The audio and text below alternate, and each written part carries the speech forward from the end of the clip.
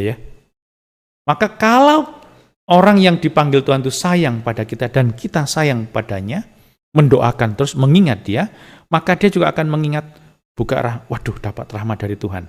Wah ini untuk saudara saya yang masih berjuang di dunia. Kasihlah untuk kita. Maka orang yang dipanggil Tuhan tidak lagi hilang, tetapi menjadi pendoa, pembagi rahmat juga bagi kita semua. Marilah kita dengan penuh keberanian menghampiri tahta kasih karunia, supaya kita menerima rahmat dan menemukan kasih karunia untuk mendapatkan pertolongan kita pada waktunya. Dalam nama Bapa dan Putra dan Roh Kudus. Amin. Rahmat Tuhan kita Yesus Kristus, cinta kasih Allah, dan persekutuan Roh Kudus bersamamu dan bersama rohmu. Para saudara terkasih, hari ini kita mengingat Bunda Maria sebagai Bunda Rahmat Ilahi. Rahmat adalah pemberian yang gratis dari Tuhan yang memungkinkan kita untuk lebih mengenal kehendak-Nya dalam hidup kita, untuk mampu menemukan kaitan antara apa yang kita alami dengan iman yang memberi kita kekuatan, dan rahmat memungkinkan kita untuk mengalami hal itu. Para saudara terkasih, akhir-akhir ini kita sering mendengar berita tentang kematian. Entah itu saudara, entah itu mungkin orang tua, adik, atau kakak.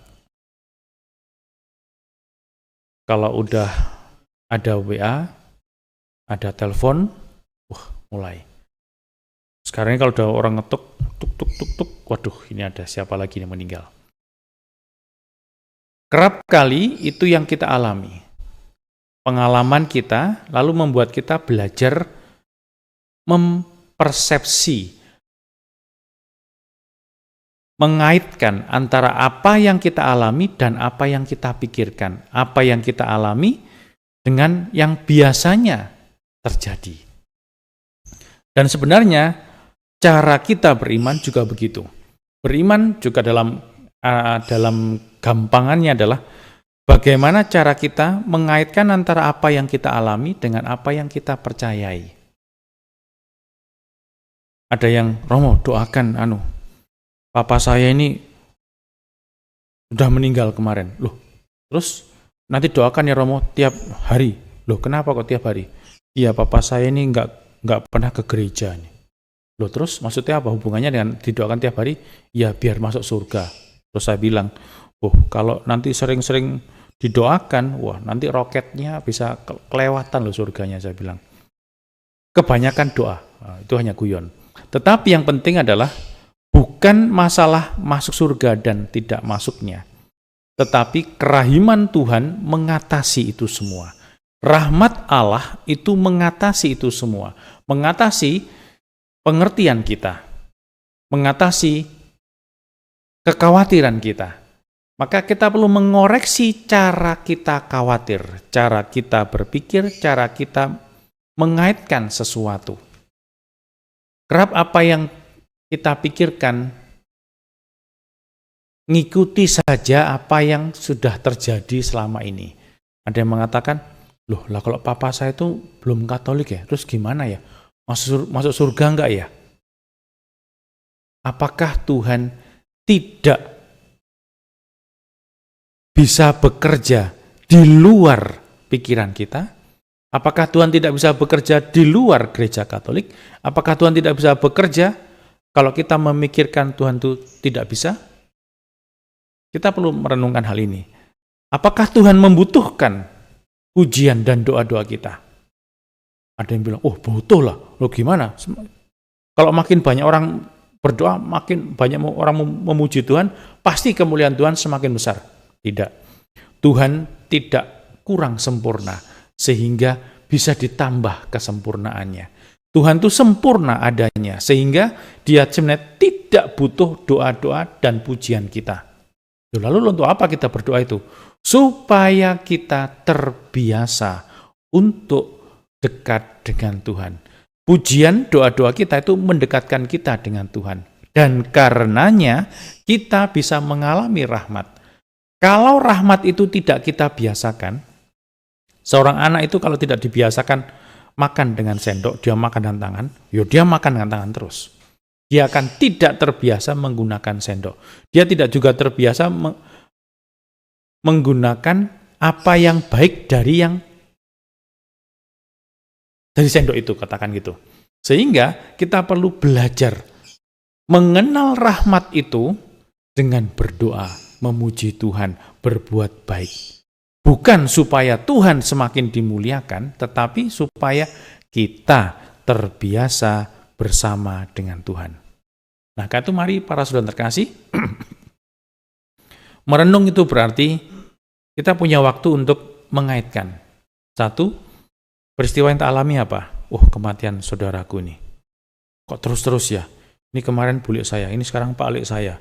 Terus ini adik saya, ini adik ipar saya. Apakah Tuhan tuh memberi saya kesialan? Apakah saya sedang sial? Bukan. Tidak ada hal kebetulan dalam iman Katolik. Yang penting adalah apa yang bisa kita renungkan, kaitkan dengan peristiwa kematian ini yang terus-menerus, dengan apa yang kita yakini. Apa yang kita yakini tentang kematian? Kematian bukanlah akhir dari segala-galanya, dari hidup kita. Kematian adalah pintu masuk dalam kehidupan abadi. Berarti, kalau merenung itu berarti, iya ya, 4 saudara saya berarti masuk ke dalam kehidupan abadi. Kehidupan abadi berarti dia tidak lagi mati, tapi hidup bersama dengan Tuhan.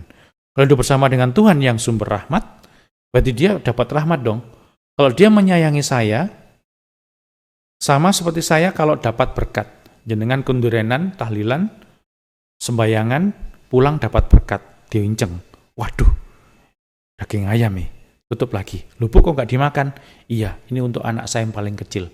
Dia senengannya ini, pentung ini, daging ayam ini. Iya ya. Maka kalau orang yang dipanggil Tuhan itu sayang pada kita dan kita sayang padanya, mendoakan terus, mengingat dia, maka dia juga akan mengingat, waduh dapat rahmat dari Tuhan.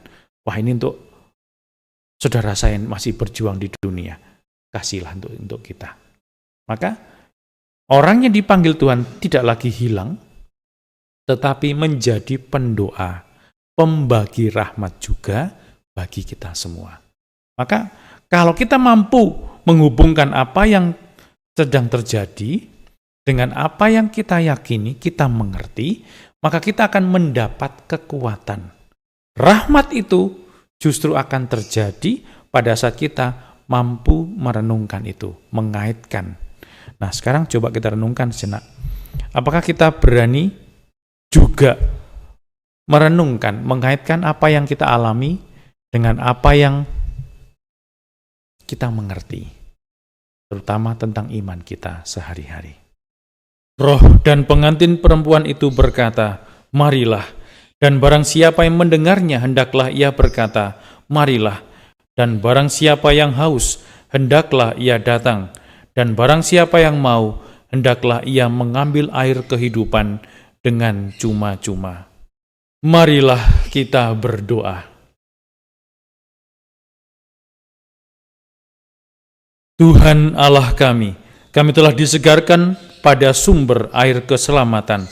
Berkat kekuatan sakramen ini dan doa Santa Perawan Maria, semoga suatu persatuan yang lebih erat dengan Kristus pengantara kami, menjadikan kami layak untuk ikut bekerja dengan lebih setia dalam misteri penebusan-Mu.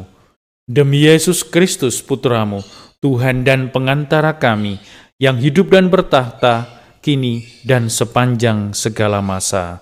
Amin. Tuhan bersamamu dan bersama rohmu.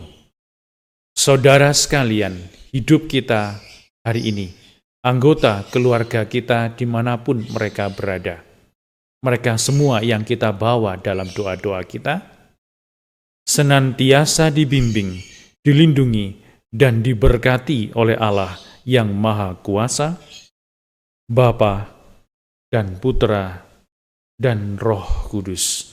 Amin. Para saudara yang terkasih, dengan demikian Ekaristi Kudus kita telah selesai. Syukur kepada Allah. Pergilah kita diutus. Amin.